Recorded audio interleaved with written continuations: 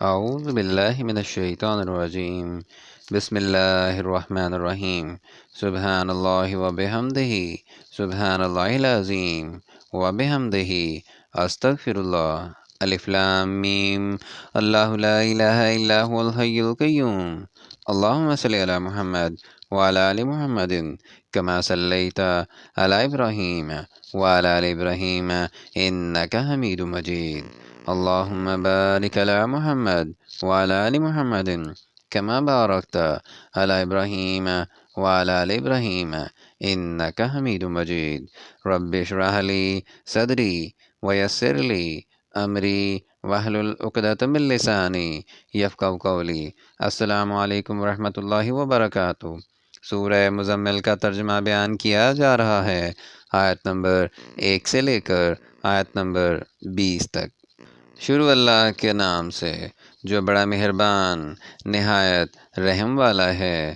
اے محمد صلی اللہ علیہ وآلہ وسلم، جو کپڑے میں لپٹ رہے ہو، رات کو قیام کیا کرو مگر تھوڑی سی رات، یعنی نصف رات یا اس سے کچھ کم یا کچھ زیادہ، اور قرآن کو ٹھہر ٹھہر کر پڑھا کرو۔ ہم ان قریب تم پر ایک بھاری فرمان نازل کریں گے۔ کچھ شک نہیں کہ رات کا اٹھنا نفس بہیمی کو سخت پامال کرتا ہے، اور اس وقت ذکر بھی خوب درست ہوتا ہے۔ دن کے وقت تو تمہیں اور بہت سے شغل ہوتے ہیں، تو اپنے پروردگار کے نام کا ذکر کرو اور ہر طرف سے بے تعلق ہو کر اسی کی طرف متوجہ ہو جاؤ۔ وہی مشرق اور مغرب کا مالک ہے، اور اس کے سوا کوئی معبود نہیں، تو اسی کو اپنا کارساز بناؤ۔ اور جو دل آزار باتیں یہ لوگ کہتے ہیں، ان کو سہتے رہو اور اچھے طریقے سے ان سے کنارہ کش رہو، اور مجھے ان جھٹلانے والوں سے جو دولت مند ہیں سمجھ لینے دو، اور ان کو تھوڑی سی مہلت دے دو۔ کچھ شک نہیں کہ ہمارے پاس بیڑیاں ہیں اور بھڑکتی آگ ہے اور گلوگیر کھانا ہے اور درد دینے والا عذاب ہے۔ جس دن زمین اور پہاڑ کانپنے لگیں اور پہاڑ ایسے بھربھرے گویا ریت کے ٹیلے ہو جائیں۔ اے اہل مکہ، جس طرح ہم نے فرعون کے پاس موسیٰ کو پیغمبر بنا کر بھیجا تھا، اسی طرح تمہارے پاس بھی محمد صلی اللہ علیہ وآلہ وسلم رسول بھیجے ہیں جو تمہارے مقابلے میں گواہ ہوں گے۔ سو فرعون نے ہمارے پیغمبر کا کہا نہ مانا، تو ہم نے اس کو بڑے وبال میں پکڑ لیا۔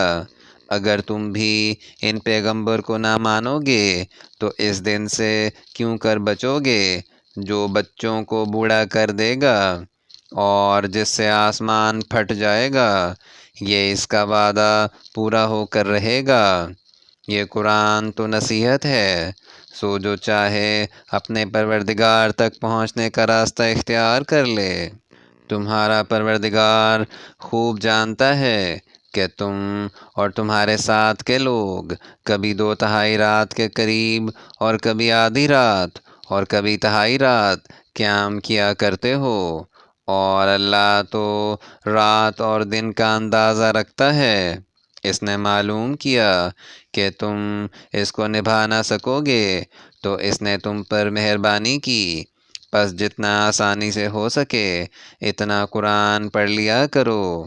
اس نے جانا کہ تم میں بعض بیمار بھی ہوتے ہیں اور بعض اللہ کے فضل یعنی معاش کی تلاش میں ملک میں سفر کرتے ہیں، اور بعض اللہ کی راہ میں لڑتے ہیں، تو جتنا آسانی سے ہو سکے اتنا پڑھ لیا کرو، اور نماز پڑھتے رہو اور زکوٰۃ ادا کرتے رہو، اور اللہ کو نیک اور خلوص نیت سے قرض دیتے رہو، اور جو عمل نیک تم اپنے لیے آگے بھیجو گے اس کو اللہ کے ہاں بہتر اور صلے میں بزرگ تر پاؤ گے، اور اللہ سے بخشش مانگتے رہو، بے شک اللہ بخشنے والا مہربان ہے۔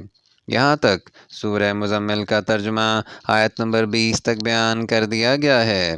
اگر اس میں کوئی غلطی ہو جائے تو ہم اللہ تعالیٰ سے معافی چاہتے ہیں اور دعا ہے کہ اللہ تعالیٰ ہماری ہدایت فرمائے۔ آمین یا رب العالمین۔